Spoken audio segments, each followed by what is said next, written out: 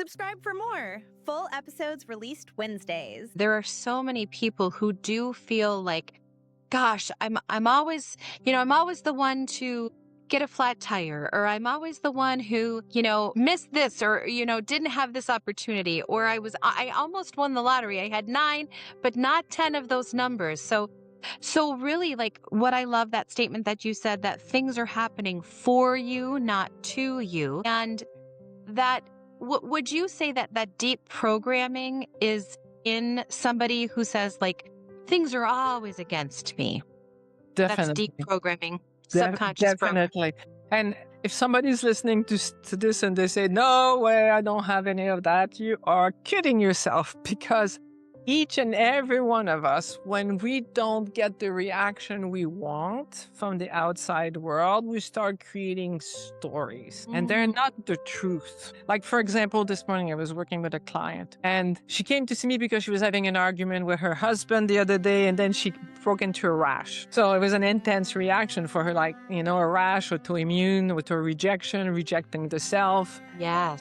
Because she wanted to go camping with him, and he was not listening. She didn't feel heard, and she was like getting upset with herself, like, deep down, this is what happened. It's like, what's wrong with me? So I cannot get my husband to hear what I'm saying. So it went back to when she was 10 years old. Her father, she lived in England. Her father had to go to Scotland every Sunday night. He would come back Friday night.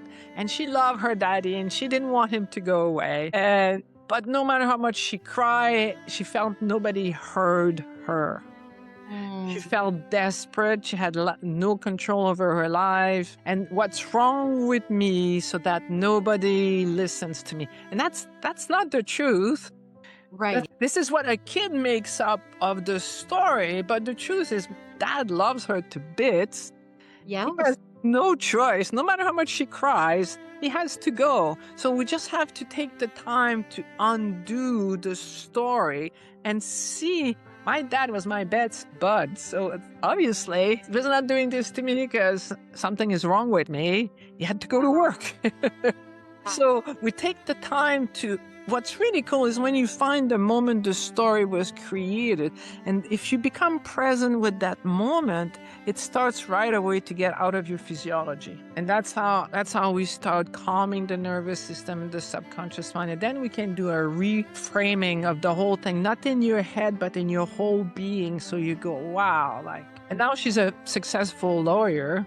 And so she learned to be heard. Wow. Yeah. And I'm sure that her relationship improved so much because she wasn't having that reaction, quote unquote, like against her husband or to her husband, where she has this, like, I'm not heard, you're not listening, I'm not heard, in her subconscious. Exactly. Yeah. When we become, and this is something, again, that's why I love using the yin and the yang. Often in a relationship, the yin is the female principle and the yang is the male principle.